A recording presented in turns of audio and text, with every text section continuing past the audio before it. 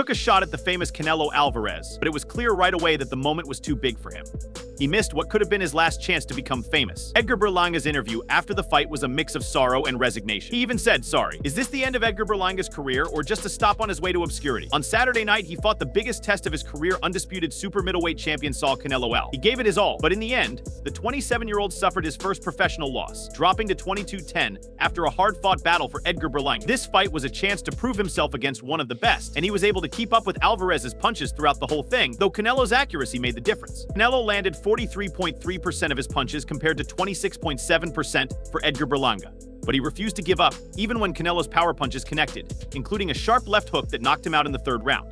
The judges scored the fight convincingly in favor of Alvarez 118-109 and 117-110. Edgar Berlanga kept going, showing grit and determination that he wasn't going to let anything get to him.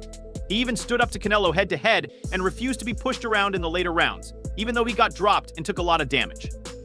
Edgar Berlanga kept coming forward, though at times it got wild. A missed overhand right sent him to the canvas in the 7th, and he was warned for a headbutt in the 8th. In the end, it wasn't his night, but Edgar Berlanga didn't walk away empty-handed. He earned the respect of the champion and showed he belonged. At this level, even telling Alvarez after the final bell that the Mexican had been his idol growing up for stepping into the ring against Saul, it was a monumental challenge to fight Canelo Alvarez, especially on Mexican Independence Day, a day Canelo was proud to honor. Canelo's love for representing Mexico was clear, and at times his anger at Berlanga's strategies came to the surface.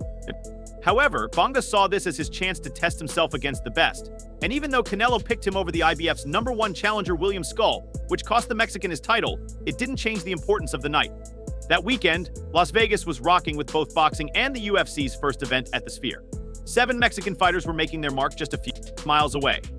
The atmosphere was electric, and the stakes felt high, especially since Berlanga was going up against a legend like Canelo.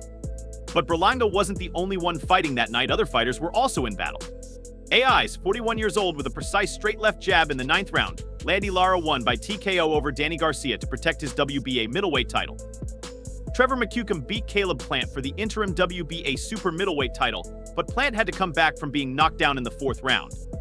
Berlanga saw how Plant dominated the last few rounds and stopped McCucum with a flurry that caused the referee to stop the fight at the very end of the night. Rolando Romero also won that night, beating Manel Himes by unanimous decision.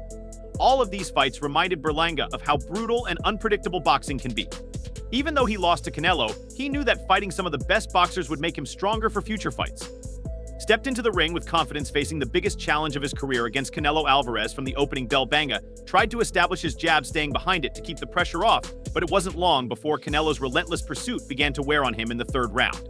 Canelo landed a clean left hook that sent Berlanga to the canvas. Frustrated, Berlanga pounded his gloves together and quickly got back up, determined to prove he belonged, despite being knocked down. Berlanga managed to survive a barrage of punches, showing grit as he slowed the pace to his liking, but Canelo was already taking control. As the fight progressed into the middle rounds, Berlanga found moments of success, countering effectively at times. In round 6, he predicted a knockout, but the truth was different. Canelo was piling on the pressure, cornering Berlanga with hooks to the body and jabs to the head. The American slowed down considerably as the relentless attack from the champion started to take a toll, even when he landed stern uppercuts and mixed up his combinations. Canelo remained unfazed, his experience shining through as he continued hunting Berlanga down. The later rounds offered no relief for Berlanga, who fought hard but struggled to keep up with Canelo's pace. In round 9, Canelo snapped Berlanga's head with a crisp 1-0, and although Berlanga retaliated, his offense couldn't match the accuracy or power of the Mexican superstar. Their exchanges got heated by round 10 when Canelo turned his back after a leaping hook from Berlanga, leading to a war of words between the two. Berlanga even taunted Canelo with a crotch chop,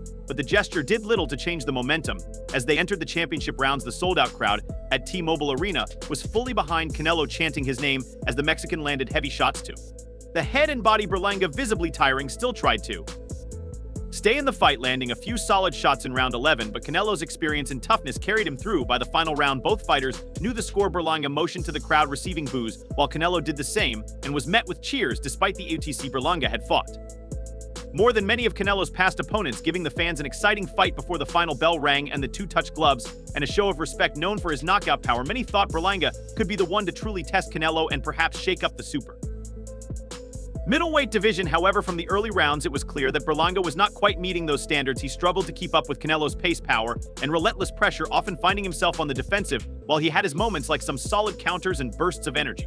It wasn't enough to trouble the famous Mexican. The loss marked a major setback for Berlanga. This was his first taste of defeat, and it wasn't just the loss itself, but the way he was outclassed by Canelo that has left many questioning his future after such a high-profile loss. It's going to be tough for Berlanga to land another big fight soon. Promoters may be hesitant to invest in him after seeing his limitations on the biggest stage. There's already speculation that Berlanga may even consider retirement rather than continue trying to climb the mountain after such a humbling defeat. But is this the end for Berlanga? Could he bounce back, learn from this experience, and come back stronger? Or is this the moment he decides to hang up his gloves? Let us know what you think. Should Berlanga keep fighting, or has his time passed? Drop your ideas in the comments below.